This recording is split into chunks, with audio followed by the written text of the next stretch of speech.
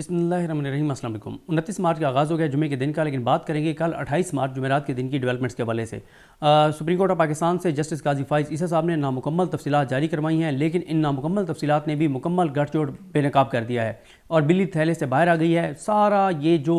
पूरा एक खेल खेला जा रहा है वो पूरा खेल बेनकाब हो गया है और नज़र ये आ रहा है कि कल का दिन पाकिस्तान की तारीख का स्यातरीन, पाकिस्तान की तारीख में बहुत स्यातरीन दिन आए हैं और पिछले 1.5 साल में तो बहुत आए हैं, और कल का दिन भी पाकिस्तान की तारीख के स्यातरीन दिनों में से एक दिन था कि जब चीफ जस्टिस ऑफ पाकिस्तान ने पूरी अदलिया को जो है वो पहले तो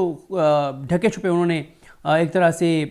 हवाले किया हुआ था शरीफ ख़ानदान के, लेकिन कल तो उन्होंने बबांगे दोल दिन दिहाड़े सबकी नज़रों के सामने उन्होंने पाकिस्तान की अदलिया को शरीफ ख़ानदान के कदमों में रख दिया है, शहबाज शरीफ के कदमों में रख दिया है। उस शहबाज शरीफ को जो शहबाज शरीफ जस्टिस काजी फ़ाइज़ ईसा साहब के बेनिफिशरी हैं, और अगर काजी फ़ाइज़ ईसा साहब साफ शफाफ इंतखाबात करा देते, होने देते, तो शहबाज शरीफ आज वज़ीर आज़म ना होते, बल्कि वो असम्बली में भी ना पहुँच पाते। लेकिन काजी फ़ाइज़ ईसा साहब ने बल्ले का निशान छीना, लेवल प्लेइंग फील्ड नहीं दी, हर सूरत में इंतखाबात को यकीनी बनाया, ब्यूरोक्रेट्स को आरओ के तौर पर बहाल किया, बल्ले का निशान छीना, मखसूस नशिस्तें छीनी। ये सब कुछ करने के बाद धांधली होने दी, इलेक्शन कमीशन को सपोर्ट किया, सिकंदर सुल्तान राजा को सपोर्ट किया,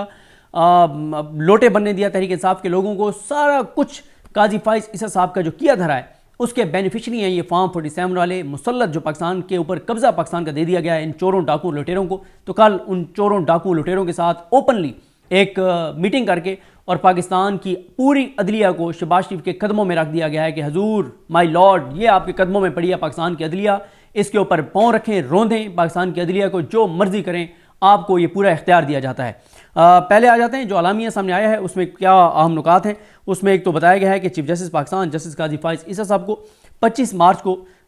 मार्च को जजेस का लिखा गया, 6 जजेस का लिखा गया ख़त 26 मार्च को मौसूल हुआ। चीफ जस्टिस ने इस मामले की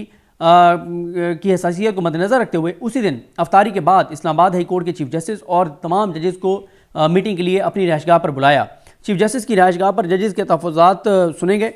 और ये मीटिंग 2.5 घंटे तक जारी रही। अच्छा, इसमें पहली बात तो ये है कि ये पूरी की पूरा जो लेटर लिखा गया है, ये पूरे का पूरा letter chief justice Islamabad high court justice Aamir Farooq के सबसे ज़्यादा खिलाफ है। और इस लेटर में 3 ऐसी चीज़ें हैं जो आमिर फ़ारूक साहब का मिसकंडक्ट साबित करती हैं, लेकिन काजी फ़ाइज़ ईसा साहब ने उसी आमिर फ़ारूक साहब को पहले बुलाया और झूठ बोला है। इस प्रेस रिलीज़ में ये जो आलामिया जारी किया गया इसमें झूठ बोला गया है। काजी फ़ाइज़ साहब ने यह नहीं बताया कि इससे पहले भी उन्होंने chief justice Islamabad high court justice Aamir Farooq को अकेले भी बुलाया। इसकी वाज़ेह तौर पर सबूत ये मौजूद हैं कि जस्टिस आमिर फ़ारूक साहब ने इमरान खान साहब की उस दिन केस सुनना था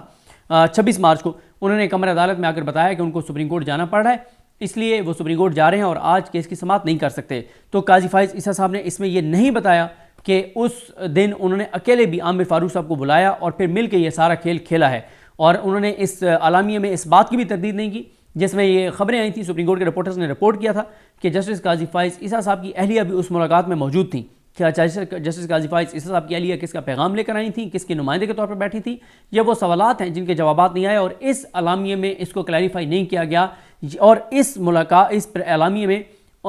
आमिर फ़ारूक साहब के साथ अकेले की गई मीटिंग का जिक्र नहीं किया चीफ जस्टिस पाकिस्तान ने। ये बहुत बड़ी एक बददियानती है कि आपने नामुकम्मल तफसीलात जो हैं वो शेयर की हैं। फिर बताया गया कि 27 मार्च को चीफ जस्टिस ने अटॉर्नी जनरल और वज़ीर कानून से मुलाकात की। अच्छा, वज़ीर कानून आज़म नज़ीर तारड़ जिनके साथ बहुत ज़्यादा काजी साहब के तल्लुकात हैं और बहुत से इल्ज़ामात भी लगते हैं कि कुछ ऑडियोज़ का भी जिक्र होता है कि कुछ ऑडियोज़ मौजूद हैं और इसीलिए जो सो कॉल्ड बड़े ओहदों पे बैठी हुई शख्सियात हैं ये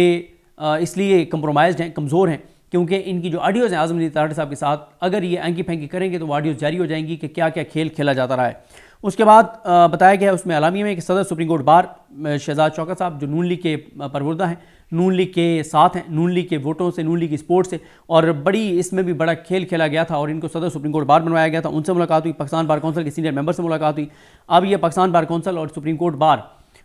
ये दोनों जो हैं ये आज़म नज़ीर तारड़ साहब के ग्रुप से इनका ताल्लुक़ है और आपको पता ही है कि उन्होंने जिस तरह से जुडिशरी के बहुत से जजेस को मैनेज करके रखा हुआ है तो इन बार्स को भी उन्होंने मैनेज करके रखा हुआ है। उसके बाद बताया गया कि फुल कोर्ट मीटिंग बुलाई चीफ जस्टिस ने और 4 बजे जो फुल कोर्ट मीटिंग हुई इसमें इन तमाम इश्यूज़ को डिस्कस किया गया और जजेस की अक्सरियत का ख्याल था कि चीफ जस्टिस पाकिस्तान जो है वो अगर प्राइम मिनिस्टर से मुलाकात करना चाहें तो कर सकते हैं। इसमें यह नहीं बताया गया कि अक्सरियत कितने जजेस की थी, कौन कौन सा जज था जो ये चीफ जस्टिस काजी फाइज ईसा को कह रहा था कि आप शहबाज शरीफ से मिलें, उसको गले मिलें। पहले शायद जजेस की खुफिया मुलाकातें होती हैं शरीफ ख़ानदान से, जैसे शहबाज शरीफ डिग्गी में छुप के जाते हैं, तो कुछ लोग पता नहीं डिग्गियों में छुप के जाते हैं, ये कैसे जाते हैं, या बुरके पहन के जाते हैं। तो अब आप ओपनली मिलें, धड़ल्ले से मिलें शहबाज शरीफ को, हम आपको ये इजाज़त देते हैं और हम आपको इंडोर्स करते हैं आपके इस ख्वाहिश को कि आप शहबाज शरीफ को हर सूरत में सीने से लगाना चाहते हैं, ओपनली लगाना चाहते हैं, आप लगाएं, हम आपको इजाज़त देते हैं। इनमें उन जजेस के नाम नहीं लिखे गए कि कौन कौन से जज थे जो इतने ही ज़्यादा कंप्रोमाइज्ड और कमज़ोर हैं सुप्रीम कोर्ट में, जिन्होंने कहा कि आप शहबाज शरीफ को क्यों, कौन शहबाज शरीफ, जिस शहबाज शरीफ पे इल्ज़ाम है, जिसकी हुकूमत में ये सारा कुछ होता रहा है, जिसको बेनिफिट दिया गया ये सारा कुछ करके, इमरान खान के खिलाफ फैसले लेके बेनिफिट किसको हुआ? ये तो काजी साहब खुद कहा करते थे कि बताएं बेनिफिशरी कौन है। बेनिफिशरी शहबाज शरीफ है बेनिफिशरी, और शहबाज शरीफ का बेनिफिशरी कौन है जो मखसूस नशिस्तें नहीं दी गई? काजी फाइज ईसा साहब खुद हैं। क्यों? काजी फाइज ईसा साहब जो हैं वो उनको ये 2 तारीख इसलिए मिल चुकी है नून लीग को, और नून लीग किसी भी लम्हे ये आईनी तरमीम लाकर और काजी फाइज साहब को एक्सटेंशन दे देगी। उसके बाद बताया गया कि 28 मार्च को जो चीफ जस्टिस पाकिस्तान है और सीनियर प्यूनी जज जो मंसूर अली शाह साहब और रजिस्ट्रार सुप्रीम कोर्ट जो हैं जजीला असलम साहबा, इनकी मुलाकात हुई prime minister Pakistan, so called prime minister Pakistan form 47 वाले, उनके साथ, आज़म अली तारिड़ साहब के साथ और अटॉर्नी जनरल पाकिस्तान के साथ 1.5 घंटे तक ये मीटिंग जारी रही। और काजी फाइज ईसा साहब ने कहा है कि अदलिया की आज़ादी पे कोई कंप्रोमाइज़ नहीं होगा, बिल्कुल सवाल ही पैदा नहीं होता, बिल्कुल नहीं होगा। इसलिए मैं शहबाज शरीफ को बुला के जिम्मेदारी दे रहा हूँ। वो शहबाज शरीफ जिसकी ऑडियोज़ मौजूद हैं, कैसे वो जजेस को मैनेज करते रहे हैं, कैसे अदलिया में मुदाखलत करते रहे हैं, वो शहबाज शरीफ जिसके नाक तले ये सारा खेल खेला जाता रहा है, जिसको बेनिफिट देने के लिए, जिस नून लीग और शरीफ ख़ानदान को फ़ायदा पहुँचाने के लिए ये सारा कुछ किया गया है, उस शहबाज शरीफ को जिम्मेदारी दी है काजी फाइज ईसा साहब ने कि हजूर आपने ये सारा कुछ करना है, हमारे तो बड़े आप हैं, और काजी साहब के वो बड़े होंगे, ना इस मुल्क के वो बड़े हैं, ना